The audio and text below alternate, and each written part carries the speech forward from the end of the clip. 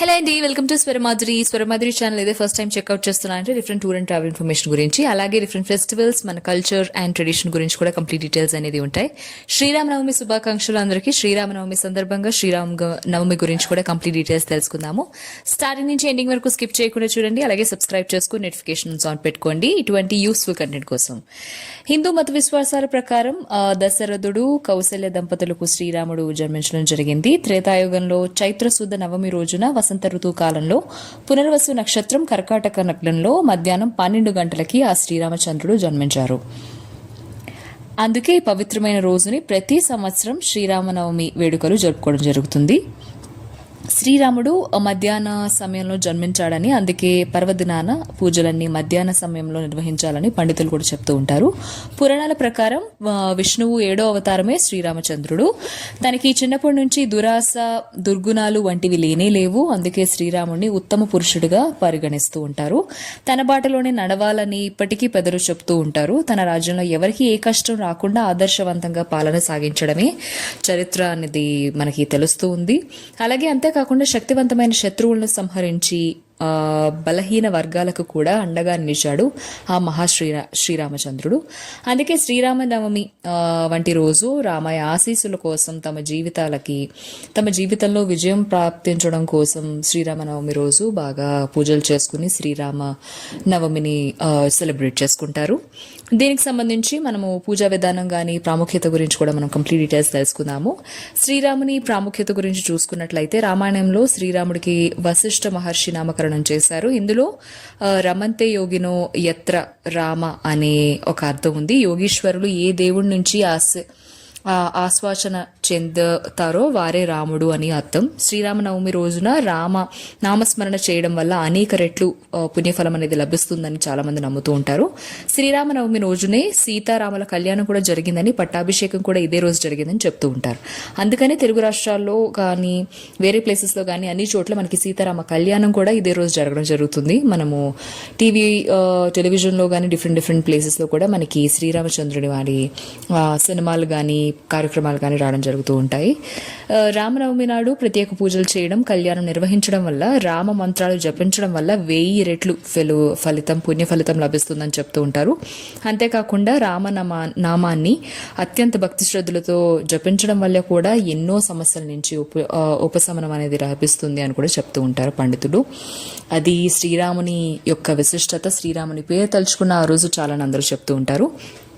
ఇంకా పూజా విధానం చూసుకున్నట్లయితే శ్రీరామనవమి రోజు సూర్యోదయం కంటే ముందుగా లేచి మన ఇంట్లో మామిడాకులు, కొబ్బరికాయను కలశం పైన పెట్టి సీతారాములకు ధూపం, దీపం, పువ్వులు, వస్త్రాలు, పళ్ళు, ఆభరణాలు సమర్పించి శ్రీరామునికి సంబంధించిన తీపి పదార్థాలను కానీ ఏమైనా ఆయనకి ఇష్టమైన వంటల్ని కానీ చేసి ఆయనకి నైవేద్యంగా పెట్టచ్చు.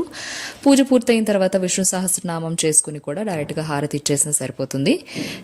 మీకు కుదిరినంతట్లో మీరు ఆలయానికి వెళ్ళి సీతారాముల కళ్యాణం చూడాలనుకున్న చూడొచ్చు, దంపతులుగా చేయించవచ్చు. అలాగే ఆ రోజు అన్నదాన కార్యక్రమాలు చేసినా ఎంతో మంచిది అంటారు. సో మీకు కుదిరినంతట్లో అన్నదానం చేయగలిగిన, ఎంతో కొంతమందికి దానం చేయగలిగిన ఎంతో పుణ్య ఫలితం అనేది వస్తుంది ఆ రోజు శ్రీరామనవమి రోజు చేస్తే.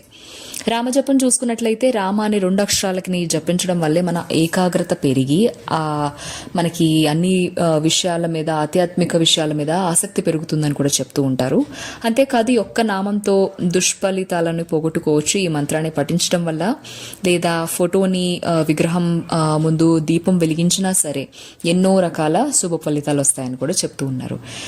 శ్రీరాముని అనుగ్రహం కోసం మనము శ్రీరామనవమికి సంబంధించి, రాముడికి సంబంధించి ఎన్నో శ్లోకాలు అనేవి ఉన్నాయి. మీకు కుదిరినంతట్లో పుస్తకంలో నుంచి కానీ మీరు ఆ రోజు శ్రీరామనవమితో పాటు శ్రీరామ నామం జపంతో పాటు ఈ శ్లోకం చదువుకున్న మీకు ఎంతో పుణ్య ఫలితం ఉంటుంది. అలాగే సుందరకాండ పఠించాలి అని చెప్తూ ఉంటారు. దీని గురించి కూడా మనం తెలుసుకుందాము. శ్రీరామనవమి రోజు రామభక్తులందరూ కూడాను శ్రీరాముని స్మరించుకోవాలి. ఈ రోజున సుందరకాండను కూడా పఠించాలంటారు.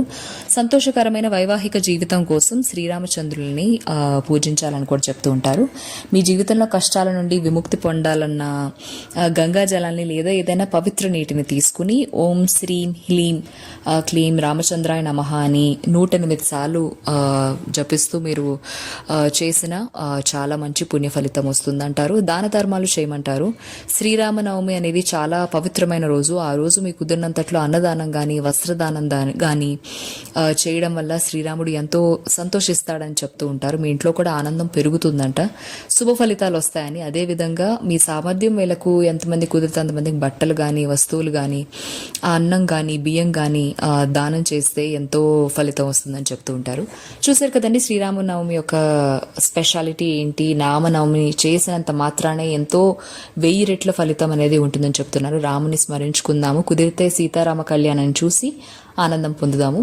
మరిన్ని ఇంట్రెస్టింగ్ అండ్ ఇన్ఫర్మేటివ్ వీడియోస్ కోసం మా ఛానల్ని సబ్స్క్రైబ్ చేసుకోండి. ఫెస్టివల్స్ గురించి చెప్తూ ఉంటాను, మన Hindu and Indian festivals, different festivals గురించి ఇన్ఫర్మేషన్ చేస్తాను. అదే కాకుండా టూర్ అండ్ ట్రావెల్ ఇన్ఫర్మేషన్ గురించి కూడా you can subscribe. Thanks for watching.